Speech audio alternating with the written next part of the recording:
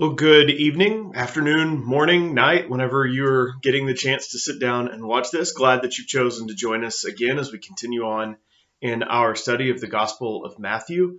I do want to give you a bit of a heads up on the front end of this lesson that even as I get ready to start, I'm not actually sure where it's going to go. Because what we have in Matthew 13 and what I introduced last week, what I described as snapshots, images of the kingdom of heaven.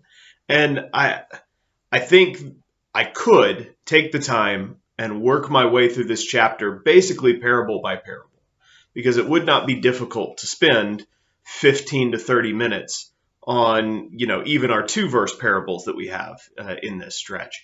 But I don't really want to do that. And I think after about the 5th week of me repeating myself, y'all would probably lose your minds. So instead, what I think I'm going to do, and this is literally me thinking on the fly here at this moment. Okay, the first thing I'm going to do is get my computer leveled because I put it on this post and it started syncing. And I don't want you to lose the top of my head. There we go.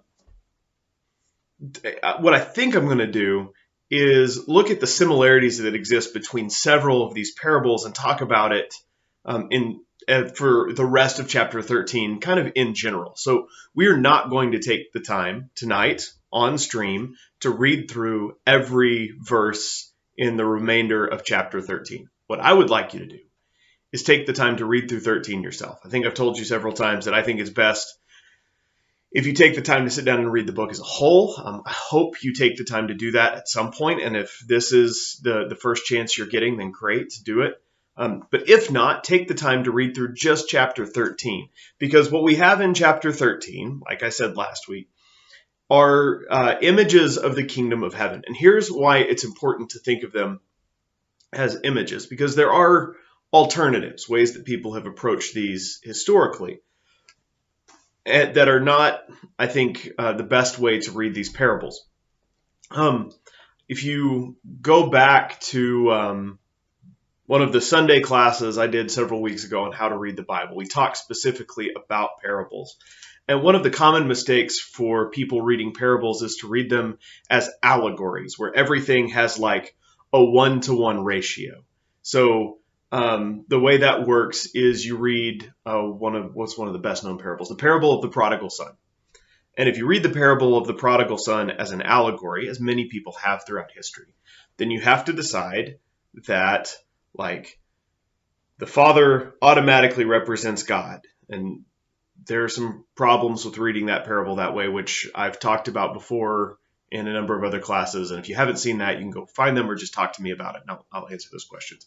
And then the older son must be the Pharisees, and the younger son must be Jews who, follow Christ. And that whole wild living thing is really just when you try to read an allegory, you have to create like the background to every piece as if it's some puzzle that has to be figured out. Parables are not told for that purpose, Old Testament or New Testament. They're a separate category. Instead, parables are told to make you think and to make points and provide. If it's a boxing match, parables are the jabs, the quick hitters that catch you off guard. And so in parables, Jesus tells stories that start wrong because that's a way to get somebody's attention. So Jesus says there was a priest and a Levite, and in Jewish culture at the time, there are 3 categories of people: a priest, a Levite, and a Jew, a common person. And Jesus says there was a priest, a Levite, and a Samaritan. Well, at that moment, everybody's paying attention. Jesus says the kingdom of heaven is like, and then he says,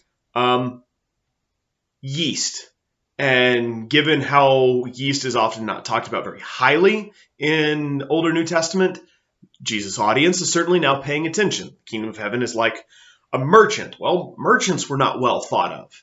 And like those are things that get your attention, but they make a point.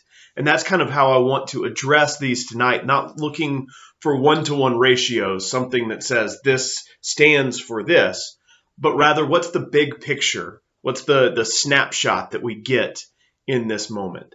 And I think fundamentally we understand how this works. There's a difference between taking a picture and recording a video. I had this happen this last week where Hadley and I had gone up skiing, and I took a couple pictures of her while we were on the mountain, and somebody in the comments of the Facebook post said, "Where's our video?" Because I got in the habit last year of recording videos as we went down the mountain. But the videos tell a much larger story. They spell out kind of everything that happens inside the frame, and you get sounds from outside. A picture doesn't give you sound. It doesn't give you texture. It gives you a quick image. So these parables do not say everything about the kingdom of heaven, but they say something about the kingdom of heaven, and that's kind of what we're paying attention to here. So I think the three parables I want to look at start in verse 31 of chapter 13, and we'll skip over the explanation of the wheat and weeds, and then pick up the parables of the hidden treasure and the pearl. So 4 very short parables. That was 8. 4 very short parables. But first, I'm going to step to the side of the video for a second and let the frame focus in on what's behind me, because I want to give you kind of a starting point for where we're going to be at. So you can see I've written on the board, the kingdom of heaven is like. And these are the images that Jesus uses in chapter 13. These are all things that are very much a part of life in the ancient world. Farmers, and so you have a farmer who sows seeds, you have a farmer who ends up with a field that has been filled with weeds by his enemy, you've got a farmer or a gardener dealing with mustard seeds, you've got fishermen, which are definitely part of Jesus' circle. You've got yeast, which in Jesus' day in the ancient world was actually sourdough starter. You couldn't go to the store and buy, correctly sized packages of Red Star yeast. It was something that you kept and maintained. So loads more people in our world now understand how that goes after the pandemic when we all became bakers. And then hidden treasure, which seems strange to us because, we have banks, but those were not necessarily ubiquitous in the ancient world, and it was not uncommon for people to hide their treasure places. And then a pearl of great worth, which is an interesting that we'll talk about when we get to the parable. But Jesus provides these images, and all of them end up pointing to something that is either hidden or unexpected or extravagant or worth seeking, or a few of the parables give us multiples of those images, but those are the ideas that keep getting repeated. And so I want to start with that before we look specifically at the parables that tell us that. So here we go. Parable of the mustard seed. Chapter 13, verse 31 of Matthew. Here's another illustration Jesus used. The kingdom of heaven is like a mustard seed planted in the field. It is the smallest of all seeds, but becomes the largest of garden plants. It grows into a tree, and birds come and make nests in its branches. Okay, so a few things about this parable. One, botanically speaking, a mustard seed is not the smallest of all seeds. Jesus is a teacher. He understands the nature of overstatement. People have tried to make arguments that, well, maybe it was the smallest known seed at the time or the smallest in their part of the world, and none of that is particularly important. Parables are not meant to be precise or exact. What Jesus is kind of talking about is the difference between the size of it starting and where it ends up in the end. And it doesn't become a tree either. Jesus is, again, using overstatement here. It does, however, grow, black mustard especially, could grow well-tended in a garden anywhere between 8 and up to 10 feet in size. It kind of fans out these huge leaves that do become a place where birds nest and find care. And so Jesus starts by holding up this image of a seed. Well, part of what we need to do is think about how you deal with seeds. So for those of you who enjoy gardening, you understand how this works. Now, I know a few of you take the cheater's way out, and by you, I mean me. Instead of starting everything from seed, you can go to Lowe's and buy the pre-starts and just transplant them and hope they survive, because it saves you a couple month's work on the front end of the season, but others of you do the whole, well, like you've got the indoor starter with the nice glass window, and you put the seeds in the little, peat pots and work your way up. And you start growing, and you take this tiny little seed and you hide it in the soil, an important image for the parables that we're about to look at. And then you wait. And there's kind of this gap where once you've done the work and you've got it planted, there's really not much more you can do, especially in the ancient world where you didn't have like faucet irrigation and you couldn't set the system on a timer. You could use some jars and try to water, but that wasn't commonplace. Like you kind of were dependent on things going a certain way. You did some work on the front end and then you hoped. And what happens in the parable, what happens with a well-tended mustard plant is that what starts as something minusculely small ends up being something not only big, but something that provides. Like mustard is used in healing. Mustard is used in seasoning food. Mustard is an important enough plant that it grows. Mustard protects crops in the ancient world. It's something that you would put around the edges of the field. Like it has an important role. It does something valuable, and but it is often easy to overlook. Maybe that's the way because mustard isn't wheat. It's not a cash crop per se. The seed is easy to lose, and there are all these things about it that make it, I don't know if undesirable is the right word because it's not, it is valuable, but make it seem less valuable than a bunch of other stuff. And yet what it provides is actually very important. And so Jesus says, the kingdom of heaven is like that. So in some ways, the snapshot we get, the kingdom of heaven is easy to overlook. The kingdom of heaven can be devalued by some people. It isn't considered as important. The kingdom of heaven is... I'm trying to think of other ways to say basically the same thing, but I think you get the point. And instead, what happens is that it becomes something big, something massive, something important.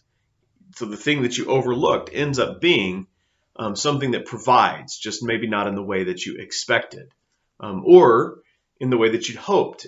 If what you want is wheat.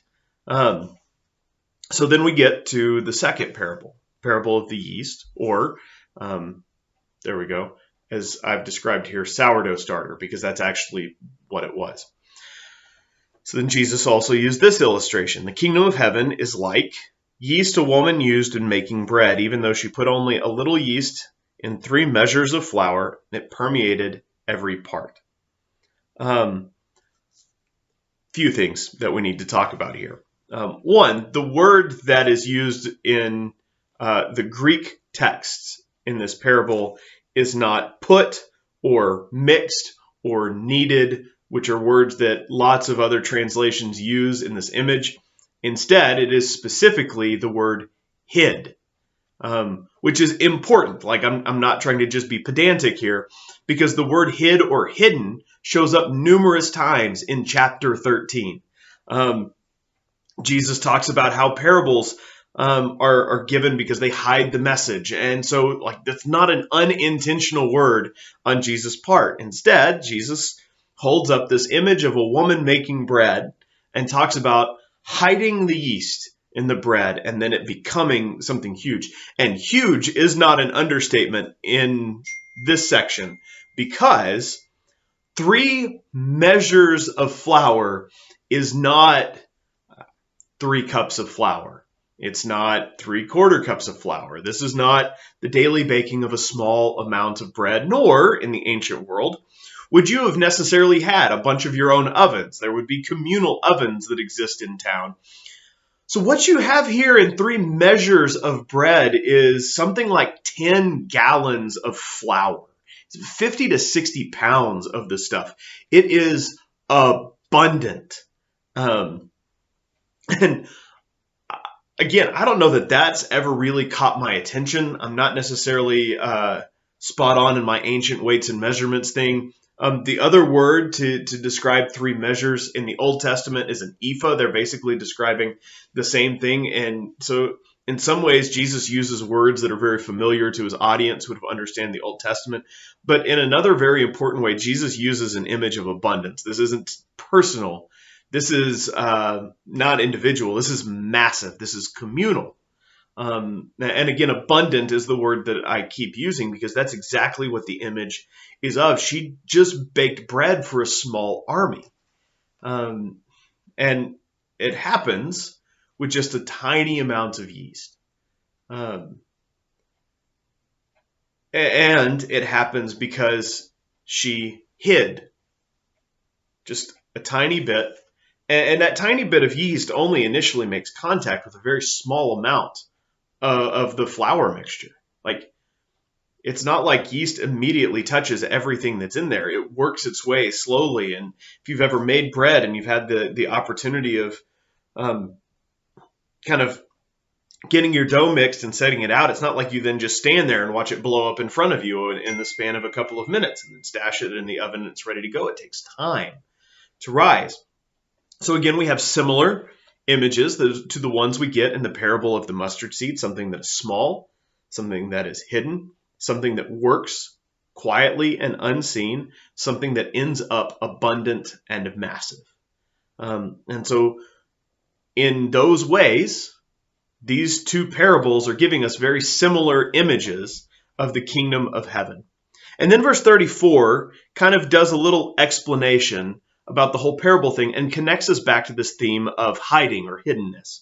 Verse 34, Jesus always used stories and illustrations like these when speaking to the crowds. In fact, he never spoke to them without using such parables. This fulfilled what God had spoken through the prophets. I will speak to you in parables. I will explain things hidden since the creation of the world. And so again, that idea of hiddenness, of Jesus being something that, or someone who reveals just a little bit and then it works its way out, is one that is important in these parables. And that shows back up in the next 2 that we're going to look at. Verses 44 through 46 give us 2 more very short, very quick-hitting parables.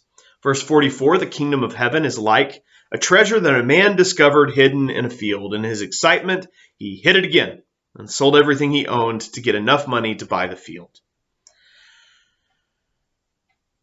Okay, so I'm not going to take the time to discuss the ethics of finding somebody else's treasure on their property, hiding it, buying it from them, and then taking their treasure. The rabbis actually debate in the centuries around Jesus whether or not treasure found on property, even if you owned it, that wasn't your treasure, actually belonged to you. But just another reminder that their world was very different than ours. The odds of, like me, digging around in my backyard and finding somebody's buried bank stash is remarkably low, more common in the ancient world than it is now, so much so that there were actually kind of rules and regulations at the time how to govern this kind of stuff. Jesus is not worried, as he tells the story, about any of those rules or regulations because that's not the point. Instead, we get a couple of images again that should be familiar to us by now. The first one that we get is something that is hidden. Here's a treasure. I got to adjust the camera again. Sorry, because you're there. Here's a treasure that has been hidden on the property. Okay. Ancient world, we're not worried about trespassing laws. There were no barbed wire fences to keep people off. The idea of property is something like that was yours and only you, and you had full control over, was property rights just in the ancient world. Not the same thing as our world. So please don't make conclusions based on how you think of property. Instead, we have somebody who finds something in an unexpected place. Something that was hidden is now revealed. That's a really good image of the kingdom of heaven as present in Jesus, right? Like, just as our baseline, that's a good start. But the other thing you probably need to know is, if this guy has found it, he probably wasn't in like some place that other people hadn't been. Even the owner of the property may not have known this treasure was there. It may predate them. The person who owns the property may have walked past this hidden treasure 1,000 times. And it never caught his attention, never realized that there was something stashed there that was valuable, was not important to him. And you get that idea in the fact that he's willing to sell the property. It's not all that important to him. So when somebody shows up with a chunk of money and says, I want your property, he says, great, and sells it. What was not valuable to him is much more valuable to this other person because he knows what it's worth, or knows that there is a value there beyond what the other person knows. And so it draws one in a way that it does not draw the other. That's also true of the kingdom of heaven. People are drawn to it in different ways for different reasons in Jesus' day. But there are thousands who cross Jesus' path, and it is not thousands who stick around post-crucifixion. Some see something that many others do not. And then you also have this image of giving up stuff of value to attain something else of value. Now, I don't want to read too much into that. There are plenty of moments where Jesus suggests selling all you have, or a couple of moments where Jesus suggests selling all you have in order to follow God. There are also plenty of wealthy people supporting his ministry. That's how it's able to continue to happen. But you get this image of something hidden, something uncovered, something that is deemed valuable by one that was missed by another, and one being willing to leave behind or part with everything else in order to attain what they've decided is of the utmost value. And then the fourth parable, hold on.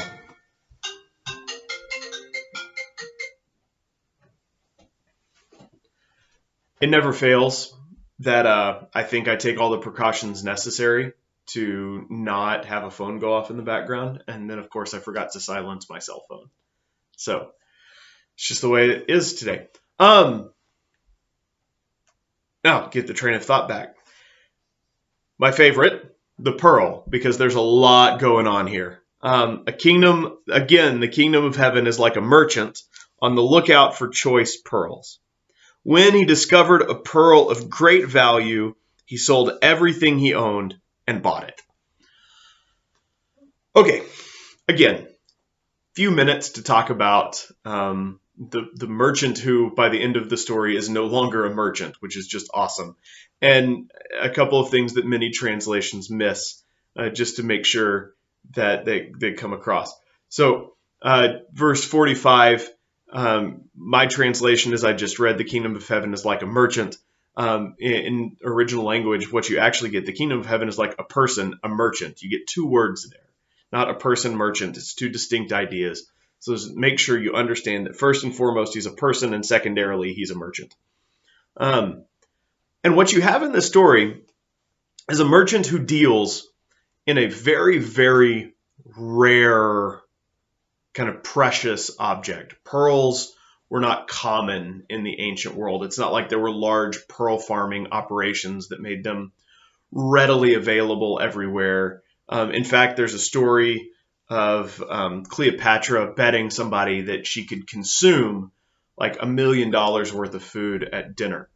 And so the bet ends when she drops a pearl in some vinegar, dissolves it, and then drinks the solution.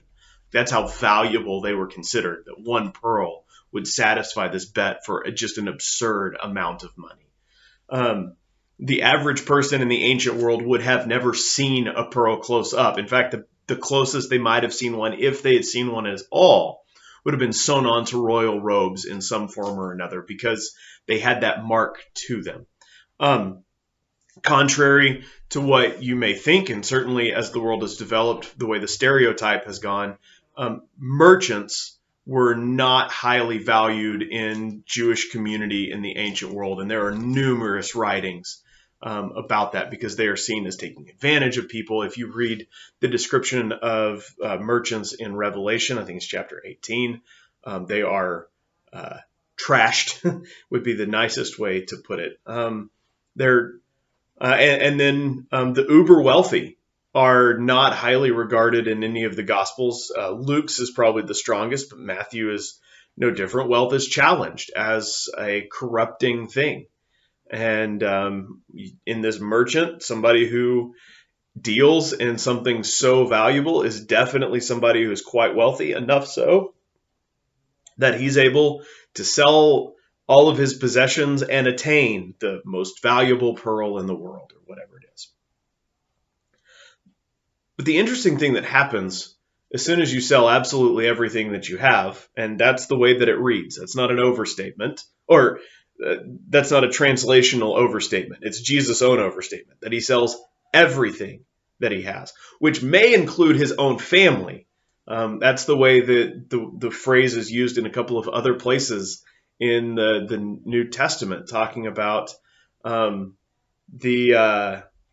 servant who owed money and ends up having himself thrown in prison and all of his possessions sold to cover the debt, which includes his wife and children. We can't look at the merchant as a good guy in the story. The point is not an allegory. It's not to talk about ethics or morals or anything like that. It's to give us a snapshot of the kingdom of heaven. And so we get this kingdom of heaven is like a merchant looking for pearls. And he finds one that is of surpassing value. And by the end of the story, he's no longer a merchant, right? He's a guy with a pearl. Because once you have sold off your business, your supply, your stuff, all to attain this one thing, what you have is that one thing. Again, you can try to allegorize it, but there's no good way to do it, especially on this parable, because I question the morality of potentially selling your family members in order to attain something, but that's, again, not the point of the story. Instead, what we have is, again, something that is hidden, a pearl, an oyster, not easily found. People on beaches and on ships have probably walked past who knows how many clams that have contained oysters who have contained pearls without ever realizing it, because it's something hidden. It's something small, but it's something when discovered is worth a lot. So again, those images repeat themselves over and over and over and over. Something that is hidden, something that is unexpected, something that is extravagant, something that is worth seeking, and something in the end that is abundant, but not everybody's going to see it, understand it, value it, get it. The kingdom of heaven is like that. I hope that makes sense of some of these parables, which very often the way that they've been talked about is kind of on an allegorical or very base level stage. Like the kingdom of heaven is like yeast. It starts small and it grows big, sort of like it started with 12 disciples and grows into this, church that is today. And that's true, but I think that's an incomplete reading of these passages, because they're telling us more about the kingdom, and that says more about how we view our place in the church. Instead, I think what they tell us is that the kingdom is hidden. You have to seek it out, that it takes effort to attain it, that it is valuable and worth attaining at any cost, and that the abundance that exists in the kingdom of heaven, the value that is there, is insurpassable. But unlike these images, the kingdom of heaven is not something that we can buy, sell, or trade. Again, these are snapshots. It's not telling us the whole story. Instead, it's trying to let us know that very often we could be walking past it and miss it. God could be working in front of us and we don't see it. We could have, trod the same path 1,000 times, and there it is right under our feet, but we overlook it. But if we find it, when we recognize what's there, it is beyond our wildest imaginations. The other part of why we miss it, and we know this from many other teachings in the Gospel of Matthew, is because we're looking for something else. And in these stories, sometimes the work is intentional. A woman intentionally puts yeast in dough. She hides it there to make a lot of bread. Sometimes you stumble upon it, like a guy finding treasure in somebody else's field. However you get there, when you recognize it, cling to it, because it matters. And it not only matters for you, but it matters for others. All right, I think that's where I want to wind things down for the evening, or afternoon or morning, or whenever you are watching this. Thank you for joining us again. We will pick up in chapter 14 next week. I think, well, no, we'll catch the tail end of 13 because Jesus is rejected at Nazareth, and that's kind of a turning point in Matthew's gospel. So we'll catch the tail end of 13 next week. If you haven't, take the time to read through all of Matthew's gospel, or certainly at least all of chapter 13, to see how these stories work together. And we'll be back at it next week. Thank you for catching this video. See you next time.